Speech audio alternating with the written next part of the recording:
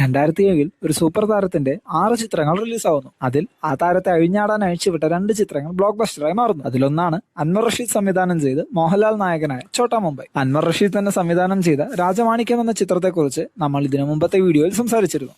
ആ ഒരു വീഡിയോ കാണാത്തവരുണ്ടെങ്കിൽ തീർച്ചയായും കാണുക. സോ ഛോട്ടാ മുംബൈ ചെറിയൊരു ത്രെഡ് ബ്രില്യന്റ് എക്സിക്യൂട്ട് ചെയ്ത മറ്റൊരു എന്റർടൈനർ ചിത്രം. കഥയിലേക്ക് വരുമ്പോൾ ന്യായമായ കാര്യങ്ങൾക്ക് അത്യാവശ്യം കൊട്ടേഷനൊക്കെ എടുത്ത് ക്യാഷ് ഉണ്ടാക്കുന്ന ഫോർട്ട് കൊച്ചിയിലെ നായകനും കൂട്ടുകാരും തമാശയും അടിച്ചുപൊളിയുമായി മുന്നോട്ട് പോകുമ്പോൾ അപ്രതീക്ഷിതമായി നായകനും കൂട്ടരും വില്ലൻ ചെയ്ത ഒരു കൊലപാതകത്തിൽ ഇൻവോൾവ് ആകുന്നു.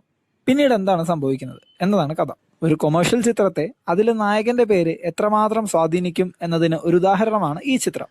ഇതിലെ നായകന്റെ പേര് Vasco, full name Vasco da Gama. സിനിമയുടെ തുടക്കത്തിൽ ഈ പേര് കേൾക്കുമ്പോൾ തന്നെ നമ്മുടെ മൈൻഡ് ഒന്ന് കയറും. നായകന്റെയും നായകന്റെ ഗ്യാങ്ങിന്റെയും ഫുൾ ഓൺ എനർജറ്റിക് പെർഫോമൻസ് തന്നെയാണ് ഈ ചിത്രത്തിന്റെ മെയിൻ ഹൈലൈറ്റ്. പിന്നെ നമ്മുടെ മെയിൻ കാറ്റഗറി വില്ലൻ. നായകനുമേൽ വില്ലൻ സ്കോർ ചെയ്യുക എന്ന് അക്ഷരം തെറ്റാതെ പറയാം ഈ ചിത്രത്തിൽ. നടൻ കലാഭവൻ മണിയുടെ ഒരു എക്സ്ട്രീം പെർഫോമൻസ്. ആ വർഷത്തെ മികച്ച വില്ലനുള്ള ഏഷ്യാനെറ്റ് അവാർഡും നടൻ കലാഭവൻ മണിക്ക് ഈ ചിത്രത്തിന് വേണ്ടി ലഭിച്ചു. പതിവായി കണ്ടുവരുന്ന ഒരുപാട് ക്ലീഷേ സീനുകൾ തകർത്തെറിഞ്ഞൊരു ചിത്രം കൂടിയാണ് ഛോട്ടാ മുംബൈ. അത് നിങ്ങൾക്ക് ഈ സിനിമ കണ്ടിട്ടുണ്ടെങ്കിൽ മനസ്സിലാവും. എന്നെ ഏറ്റവും കൂടുതൽ ചിരിപ്പിച്ചത് നടൻ സിദ്ദിഖ് ചെയ്ത ക്യാരക്ടറാണ്. ബ്ലോക്ക് ബസ്റ്റർ വിജയം നേടിയ ഈ ചിത്രം പിന്നീട് 2025 വീണ്ടും റീ റിലീസ് ചെയ്തിരുന്നു. അപ്പോഴും മികച്ച സാമ്പത്തിക വിജയം തന്നെയാണ് ഈ ചിത്രം കൈവരിച്ചത്. ഈ ചിത്രത്തിലെ നായകന്റെ ഇൻട്രോ അതൊക്കെ തിയേറ്ററിലെ ആ ക്രൗഡിന്റെ കൂടെ തന്നെ കാണണം.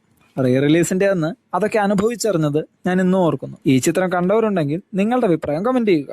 ഇതുപോലുള്ള കൂടുതൽ വീഡിയോസിനായി ഈ ചാനൽ ഇപ്പോൾ തന്നെ സബ്സ്ക്രൈബ് ചെയ്യുക.